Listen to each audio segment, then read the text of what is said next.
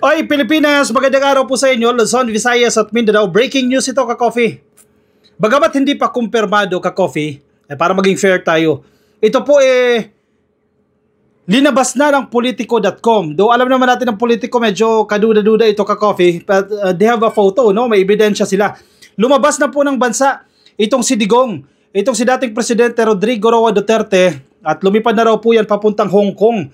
Kasi may mga spekulasyon na maglalabas na po ng warrant of arrest itong International Criminal Court. Actually, dapat last year pa yan, mga December daw po, and earlier this year. Ayan na, naglabas na raw po, base sa source nila, natunugan daw po ni Digong na aarestoy na siya ng ICC, kaya lumabas na po ng bansa. Pero dininay po yan ni Panelo. Sabi ni Panelo, hindi naman daw magtatago, hindi naman daw tatakas siyang si Digong, kundi makikipag-usap daw po sa mga OFW. Bakit? Presidente pa ba siya?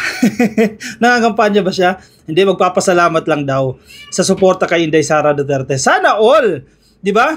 Pupuntahan ka pa sa ibang bansa para magpasalamat lang. Kasi ang bali-balita, again, hindi ito confirmed para maging patas tayo.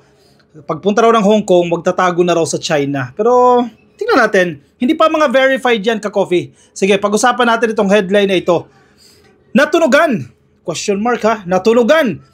Rodi Duterte flies to Hong Kong amid ICC arrest warrant rumors. Rumors ha? But Panelo says he is meeting OFWs. Hindi daw po magtatago kundi makikipag-usap sa mga OFW itong si Digong.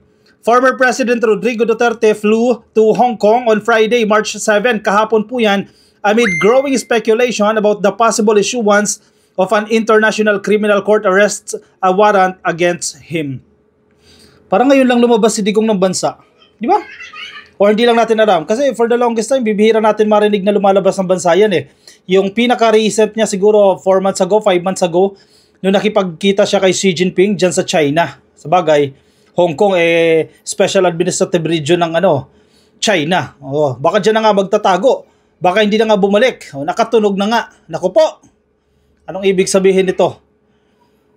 Politico learned that Duterte boarded Cathay Pacific flight CX-912 which departed from Ninoy Aquino International Airport at 8:41 a.m.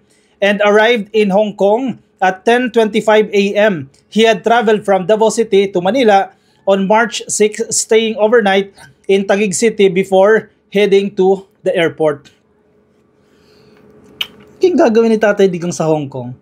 Do posible din naman kasi makipagkita sa mga OFW kasi sobrang daming OFW dyan. Posible din kasi mangangampanya yan para sa senatorial aspirants niya, yung Team Suka. Posible kasi mangampanya yan dyan, ka-coffee. Pero usually naman, ina-announce sila yan eh. Yeah? No, gathering sila. Ina-announce sila yan para yung mga audience dyan maghahanda, magtitipon-tipon sila. Pero walang announcement eh. Wala tayong narinig na announcement na magkakaroon sila ng event, yung Team Suka, dyan sa Hong Kong. Surprise ito. Ano yun? Pasasalamatan yung mga OFW. Ilan sila? 5? 6? 10? Kasi kung marami-rami yan, kung huge crowd yan, kailangan mo na isang venue yan. So, malamang sa malamang lalabas sa balita yan na magkakaroon sila ng event, magkakaroon sila ng gathering. Pero wala tayong narinig, ka-coffee, na ganyang sitwasyon. O baka nga magtatago na. Pagkatapos ng Hong Kong, diretsyo ng mainland dyan. Nako, mainland China. Di na nga magpakita yan. Duterte's former chief presidential legal counsel Salvador Panelo, ito para maging fair tayo ha, ito yung sinasabi ni Panelo, he dismissed rumors of an escape. Hindi raw po magtatago si Digong. Ang problema kasi ang taong bayan di naman niniwala eh. Kasi malaki buloy style yan eh. Pag-aarestohin na magtatago eh. Hindi ipapahuli itong mga to, magtatago at magtatago talaga to eh. Kaya ang hirap paniwalaan itong si Panelo na hindi mag-i-escape po ito eh. Si Digong eh. He dismissed rumors of an escape, saying the former president is in Hong Kong for a gathering of overseas Filipino workers on Sunday, March 9. So bukas, ngayon ay Sabado, bukas may gathering daw po ang OFW. Sino mga taga Hong Kong dyan? Totoo ba? May gathering daw po ang mga Pilipino dyan sa Hong Kong? Dyan daw po sa Southern Stadium in Wan Chai. He is expected to thank OFWs for their continued support for him and his daughter, Vice President Sara Duterte. Sana wag nga talaga magtago. Sana totoo, ka-coffee. Yun lang ang wish natin, no? Yan ang prayers natin. Sana totoo na makikipagkita nga lang ito sa mga OFW at hindi yan magtatago. Kasi harapin nila yan. Kung arestuin sila ng International Criminal Court, magagaling naman yung may mga abogado naman yan, edi harapin nila yan para maging patas. Diba? Kasi hustisya ang pinag-uusapan natin dito eh. Buhay ng 30,000, 30,000 na Pilipino na tsinugin ng tukhang ni Digong. Tukhang nila ni Bato de la Rosa. At ito na, maniningil na itong ICC. Sana hindi totoo na magtatago na yan, ka-coffee. Sana. I'll be joining him tomorrow, sabi ni Padelo sa Politico. These are also unconfirmed reports that Vice President Duterte may join her father in Hong Kong. Ayun. Baka kampanya nga ito, ka-coffee. Kampanya o para hikayatin ang taong bayan na wag suportahan itong impeachment. Pero wala na magagawa. Diyan na yan eh. Umuusad na yan eh. Uusad at uusad dyan. It is just a matter of time eh. July 30, uusad na yan. So wala nang effect yan. So posible, ang pina-acceptable reason pa, hindi pasalamatan yung mga OFW eh. Kundi hikayatin itong mga OFW na iboto yung Team Suka. Yan na lang yan eh. Kasi pag nanalo yung Team Suka, pag pangarap nila yan, manalo yung Team Suka, syempre, boboto yan, pabor kay Sara Duterte. Hindi na-impeach si Sara Duterte. Sana ganyan na lang, maging honest na lang sila, di ba? Pero sana nga, hindi yan magtatago sa China, no? Kasi pag nagtago yan, wala na. Hindi na makakagilap ng ICC yan. Syempre, poprotektahan yan dyan.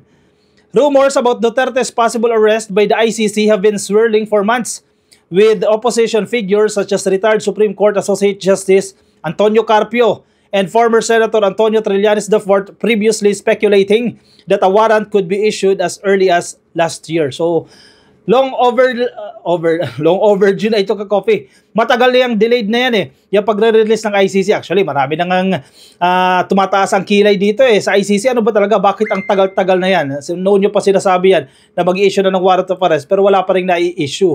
Wala pa rin nailalabas sa warrant of arrest. The ICC is investigating Duterte for alleged crimes against humanity in connection with his bloody war on illegal drugs dating back to his time as Davao City Mayor and the Philippine President. Huwag na natin pag-usapan yan dahil alam naman natin lahat yan.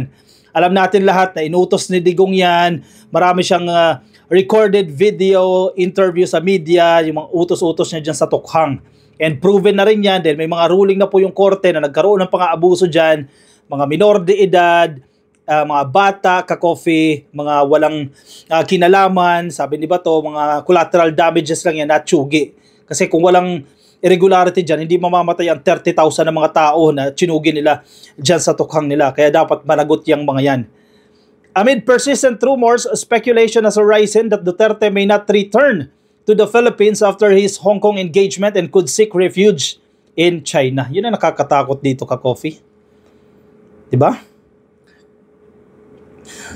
Baka kumuha nga ng refuge yan. Baka magtago na nga yan dyan sa China at hindi na nga bumalik yan.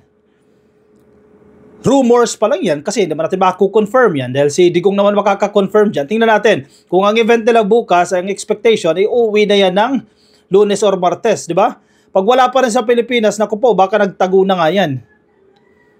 Malacanang has stated that the government would be obliged to turn Duterte over to the ICC if a request is made through Interpol. Wala pa. Wala pang request tayo, ka-coffee, na naririnig, no? Pero yan naman, commitment naman yan ng administrasyon na pag once na ang Interpol na ang humingi ng tulong sa Pilipinas at i-request niyang si Digong, ay ito-turn over po yan ng gobyerno. Hindi po yan itatago, hindi kukonsintihin ng gobyerno yan. As long as na merong warrant of arrest, hindi ang ICC ang magsaserva, ang Interpol, sinabi na ng gobyerno yan, ibibigay nila si Digong. Yun na lang ang tanong. Papayag ba si Digong na ibigay siya ng gobyerno? Definitely, ang sagot dyan, hindi. Hindi yan papayag. Kasi inuulit-ulit naman nila yan. Dito sila sa korte sa Pilipinas, kung sa ibang bansa hindi. Magtatago yan o kaya manlalaban yan. Baka nga hindi na nga bumalik. Meanwhile, some officials within the palace are reportedly questioning why Duterte has not been placed under an immigration lookout, which would allow the Bureau of Immigration to track his movements in and out of the country. May punto. Sino nagsabi niyang official dyan sa Malacanang? Hindi ko yan narinig, ka-coffee, pero dapat nga naka-immigration lookout na yan. Siyempre, ang problema din naman kasi dyan, dating presidente yan, kahit papaano may pangalan yan, siyempre yung iba, may mga connection pa rin yan, hindi nilabas na basta may ilalagay yan dyan sa immigration lookout. Pero dapat nga, bantayan na yan. Buti nga ito lumalabas itong mga ganitong report, at least nalalaman ng taong bayan, nasaan na yan si Digong. Kasi mamaya, totoo nga, no, na mag-issue na ng warrant of arrest itong ICC, hindi natin alam, nasaan si Digong. Ayun pala, nandiyan sa Hong Kong. Again, report po yan ng politiko ha. Baka sabihin ninyo, yan yung marites natin. Pinatulan na po yan ng mainstream media. Again, hindi natin mako-confirm yan kundi ang kampo ni Digong o si Digong mismo ang mag-confirm. At ang totoong confirmation dyan, mahirap din kasi maniwala kay Panelo eh. Ang totoong confirmation dyan, once na umuwi talaga siya sa Pilipinas next week. Di ba? Yun naman yun eh. Pero kung hindi, nako, baka nagtago-tago na yan. Sana wag naman, di ba? Kasi may pananagutan sila sa mga kababayan natin, sa kapwa natin Pilipino. O siya, sige. Anong komento ninyo? Sa tingin ninyo magtatago? Sa tingin ninyo totoo na mga ngampanya lang yan dyan sa Hong Kong at babalik ng Pilipinas yan? Sige, komento po ang inyong opinion, ang inyong reaksyon dyan sa comment section para mabasa po yan ng iba natin mga ka-coffee. Yung mga nasa Facebook, baka di pa po kayo naka-like and follow sa ating Facebook page, pasuyo na lang ka-coffee. Like and follow yung mga nasa YouTube. Click lang po na subscribe and hit the notification icon para updated din po kayo sa ating mga bagong upload. Siya, ako yung pansamantala muna magpapaalam sa inyo ka-coffee. Maraming salamat po sa mga sumama. Ingat kayo, nasaan man po kayong panig ng daigdig. Paalam po sa inyo. Bye-bye.